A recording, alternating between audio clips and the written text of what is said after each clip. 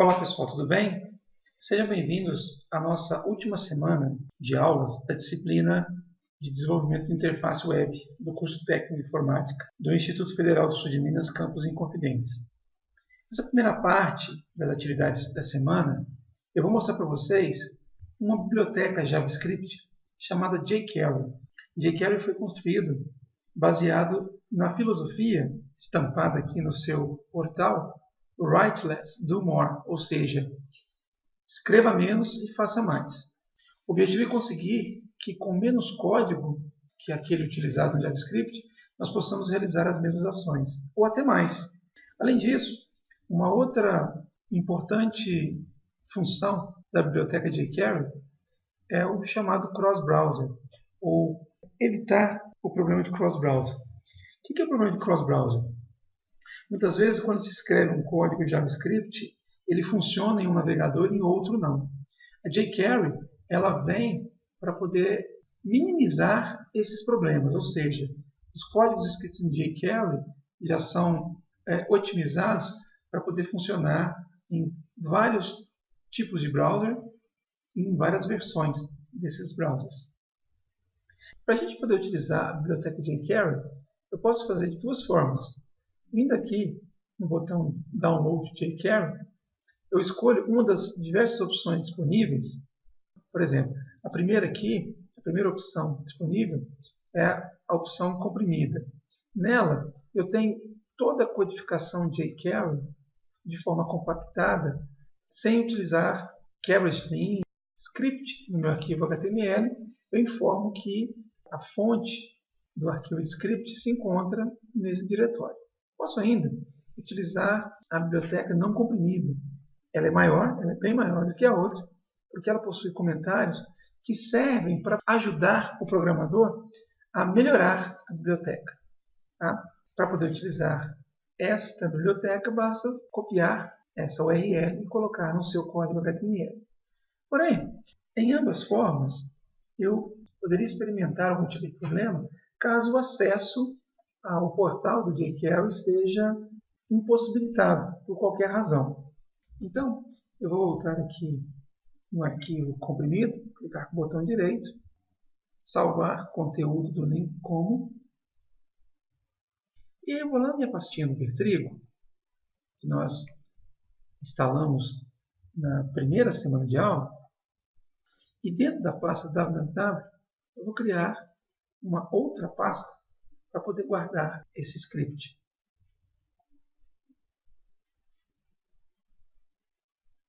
Criar uma nova pasta, colocar o nome jQuery, tudo minúsculo, e dentro dessa pasta eu vou salvar o arquivo comprimido disponibilizado pelo site. Bom, além da biblioteca em si, o portal do jQuery.com também nos oferece toda a documentação dessa API que nós iremos usar como referência nessa videoaula. Antes, porém, vamos criar um projeto onde nós poderemos experimentar os primeiros recursos do jQuery. Depois que a gente baixou, então, o código-fonte da biblioteca jQuery, nós vamos voltar aqui no nosso Brackets, vamos abrir uma nova página, e aqui na pasta www do nosso Vertrigo, vamos criar aqui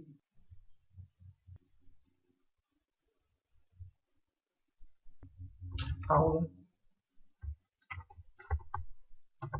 jQuery. Selecionar a pasta. E aqui dentro eu vou criar um novo arquivo chamado index.html. Aqui nós vamos criar a nossa estrutura básica HTML. Eu vou colocar um título aqui, aula 1 jQuery. E aí, para a gente poder adicionar a nossa biblioteca no projeto, eu preciso utilizar a tag script, como eu já demonstrei para vocês em outras situações, e colocar aqui o atributo src, indicando onde se encontra o meu arquivo JavaScript. Lembrando que jQuery é uma biblioteca escrita em JavaScript. Então, quando eu adiciono a biblioteca jQuery no meu projeto, eu estou, na verdade, adicionando um arquivo JavaScript. Ok? Bom, nós colocamos a biblioteca jQuery dentro da pasta jQuery, que está um nível acima da minha pasta aula jQuery. Então, acesso aqui à pasta jQuery e o arquivo jQuery que nós baixamos lá do portal oficial. Feito isso, eu agora já tenho condições de trabalhar com jQuery. Tá? Então, vou colocar aqui alguns elementos HTML para poder mostrar o que eu posso fazer com jQuery. Então, tá aí meu código HTML. Eu vou salvar isso aqui. Vou mostrar para vocês como é que isso fica lá no navegador. Está aqui no navegador aberto. A pasta aula jQuery.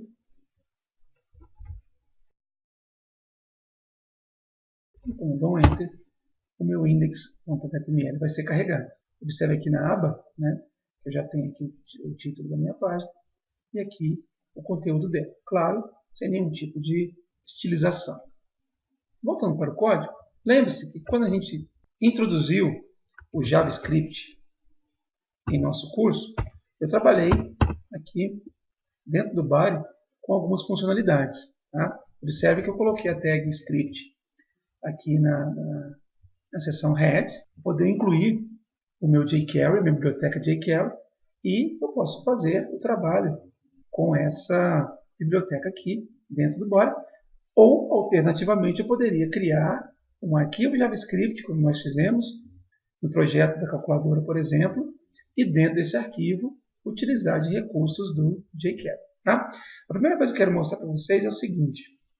Em JavaScript puro, se eu quisesse recuperar um elemento, eu usava o objeto document e um método adequado. Por exemplo, getElementById.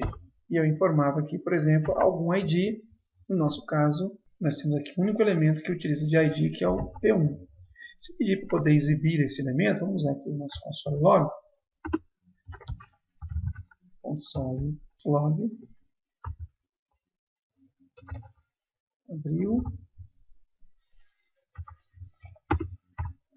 Fechei. Se quiser exibir o elemento, vamos salvar isso aqui, atualizar a página, vamos inspecionar o elemento no console, e aí eu tenho a recuperação do elemento cujo ID é igual a P1. No caso aqui, um parágrafo, esse parágrafo está sendo exibido ali. Se nós quiséssemos recuperar elementos HTML através de uma classe, eu precisaria usar outro método. A partir do objeto document, eu usava o método getElementsByClassName e informava aqui como parâmetro o nome de uma classe. No nosso caso aqui nós temos um único elemento usando classe, que é esse parágrafo aqui. Tá? Se eu salvar e atualizar a página, olha o que acontece. Ele exibiu o parágrafo, que tem identificador P1, e ele exibiu um vetor, porque o método retorna todos os elementos que se encaixam naquela classe. getElementsByClassName. Tá? Então ele está mostrando todos aqui. No caso só tem um elemento, só tem um parágrafo, esse daqui. Tá? Mas ele mostra como um HTML collection. Se eu quiser pegar especificamente esse parágrafo, como é um vetor, eu uso o indexador e coloco o número do índice.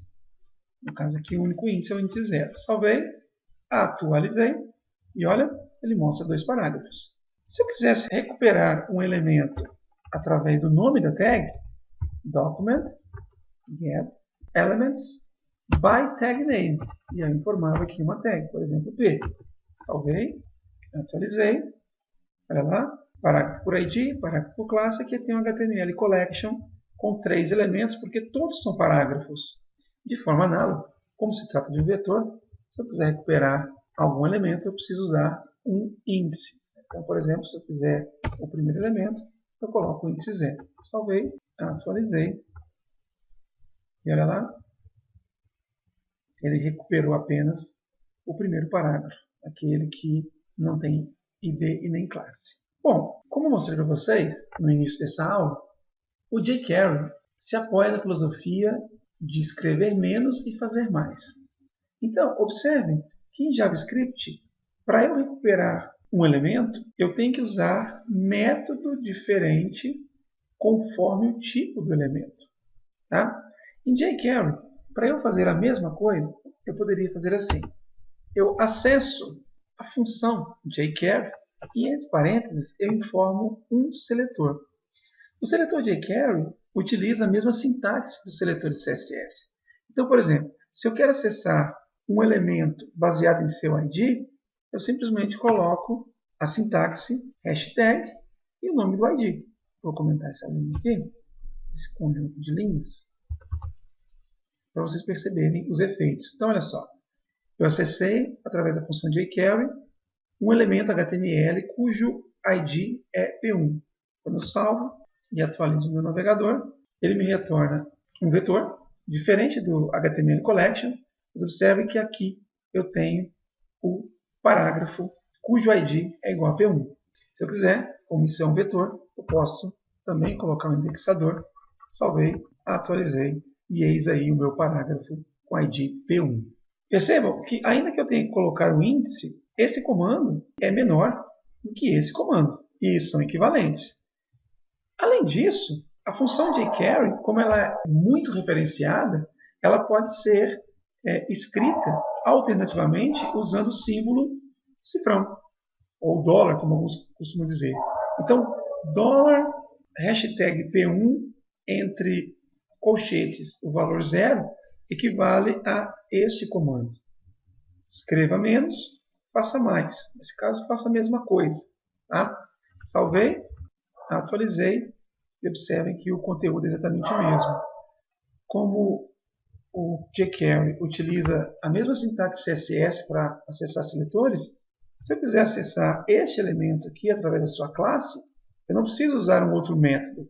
Eu simplesmente chamo a função jQuery, informo a classe usando a sintaxe CSS, ou seja, começando com um ponto, o nome da classe, e como eu também tenho uma coleção de elementos, eu vou colocar aqui, por exemplo, o índice 0 para pegar o primeiro. Salvei, atualizei, e olha lá, o parágrafo com ID, o parágrafo com a classe.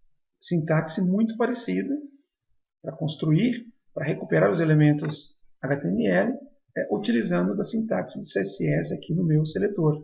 Observem que também eu deixei de escrever bastante código. Né? Se eu quiser acessar pela tag name, eu simplesmente coloco aqui o nome da tag. Salvei, atualizei e aqui está o primeiro parágrafo selecionado via jQuery. Muito bem. Uma vez que eu recuperei um elemento HTML, o que eu posso fazer com ele? Diversas coisas podem ser feitas. Por exemplo, eu posso trocar uma propriedade CSS. E aí, para vocês perceberem a economia de código que o jQuery oferece, vamos lembrar o seguinte. Se eu quisesse, por exemplo, alterar a cor de fundo do parágrafo cujo ID é P1, em JavaScript, eu iria recuperar esse parágrafo, iria chamar objeto style e selecionar o atributo adequado que esteja relacionado com a propriedade que eu quero alterar. Por exemplo, background color, e atribuir um valor, blue, por exemplo. Então, observe que o atributo relacionado com a propriedade CSS pretendida, ele tem uma sintaxe ligeiramente diferente daquela do CSS. No caso do background color, em CSS eu colocaria separado por if. Em JavaScript fica diferente. Se eu salvar isso daqui e atualizar, observe que o parágrafo com o identificador ficou com fundo azul. Muito bem. Se eu quiser repetir essa ação usando jQuery, o código seria isso aqui. Cifrão, o seletor para poder selecionar o parágrafo com ID P1, ponto, e aí eu vou dizer que eu vou alterar uma propriedade CSS através da função CSS. E eu informo os dois parâmetros, então. Background color, com a mesma sintaxe do CSS, vírgula, blue, o valor dessa propriedade.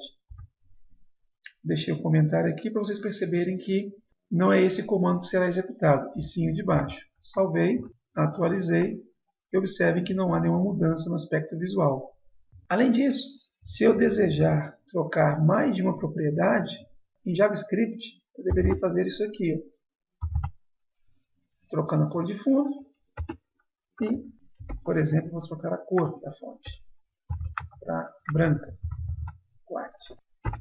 Salvei, atualizei, cor de fundo azul, cor do texto branca. Em CSS, a mesma ação, vou colocar comentário aqui, pode ser feita assim. Aqui já está a alteração da cor de fundo. Eu posso, de forma cascateada, dizer que eu vou aplicar um novo CSS, agora usando um outro atributo, color, e vou dizer que a cor será branca. Salvei, atualizei, e o efeito é o mesmo. Uma outra alternativa seria eu eliminar isso daqui e colocar entre chaves todas as propriedades CSS que serão alteradas usando a mesma sintaxe CSS. Background color, blue, vírgula, color, white. Atualizei e o resultado é o mesmo. Então observe que qualquer uma das duas formas de se fazer a alteração de CSS, eu digito menos código do que no equivalente JavaScript. Outra coisa que eu posso fazer com jQuery é adicionar eventos. Vou apagar isso aqui. Vou limpar um pouquinho esse código aqui. Então, eu posso adicionar um evento simplesmente informando qual é o evento que eu estou associando a esse elemento. Então, por exemplo, o evento click. Quando eu clicar no parágrafo que possua a ID P1, alguma coisa vai acontecer. O que vai acontecer? Aquilo que eu definir aqui através de uma função, como nós tínhamos feito também em JavaScript. Então, por exemplo, vou dar um alert, parágrafo clicado. Salvei, atualizei a página, percebo que a estilização CSS sumiu, nada aparece no console. Se eu clicar no primeiro parágrafo, nada acontece. Se eu clicar no último parágrafo, nada acontece. E se eu clicar nesse parágrafo, que tem o identificador, vai então ser exibida uma caixinha com um alerta e o texto que eu havia determinado. Uma coisa muito legal de ser feita com jQuery, que não é tão simples de ser realizado usando JavaScript puro, é a criação de efeitos. Por exemplo, vou aproveitar esse código que já está pronto aqui, vou apagar esse alerta aqui, e vou dizer o seguinte, quando eu clicar no parágrafo que possui o identificador P1, eu quero que ele suma. A exemplo que nós fizemos com o item de lista na nossa calculadora. Só que eu quero que ele suma de forma gradativa, eu não quero que ele suma de repente. Então o que eu faço? Eu vou recuperar o elemento HTML, e como eu já estou clicando no parágrafo, eu posso usar aquele objeto this, que diz respeito ao elemento com o qual eu estou interagindo. Então, this, em inglês, este, quando eu clicar no parágrafo com a ID P1, eu quero que este parágrafo suma, usando o efeito fade out. Tá? Fade out é uma função que pode ser usada sem parâmetros. Quando eu salvo, atualizo a página. Se eu clicar no primeiro parágrafo, nada acontece.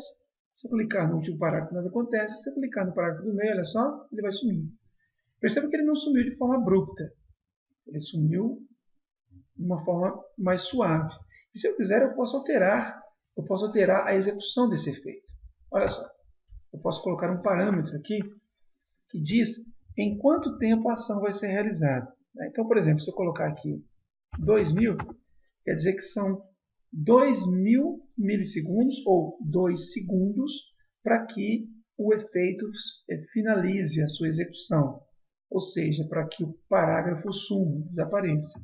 Salvei, atualizei, o parágrafo com o identificador voltou. E se eu clicar nele, olha só, ele some de forma mais suave. A gente tem também o efeito contrário. o efeito fade in. Então, se eu colocar aqui o efeito fade in, o que vai acontecer? Do jeito que eu fiz aqui, quando eu clicar no parágrafo, ele vai sumir, vai levar 2 segundos para poder desaparecer. Depois ele vai reaparecer, também levando 2 segundos. Olha só, salvei, atualizei. Quando eu clico, o parágrafo vai sumindo devagarinho e depois ele aparece novamente. Bom, lembrando que vocês podem ter acesso a todos esses recursos através da documentação oficial de jQuery. Basta vir aqui na documentação, menu documentação, selecionar aqui, por exemplo, efeitos, e aí você tem uma lista de todos os efeitos possíveis com jQuery, fade in, fade out. Bom, pessoal, então essa aula tinha como objetivo apresentar os conceitos básicos do jQuery. Ainda nessa semana, nós iremos ver recursos mais avançados, além de outras ferramentas que nós podemos utilizar no desenvolvimento das nossas interfaces web. Nos vemos na próxima aula. Até lá!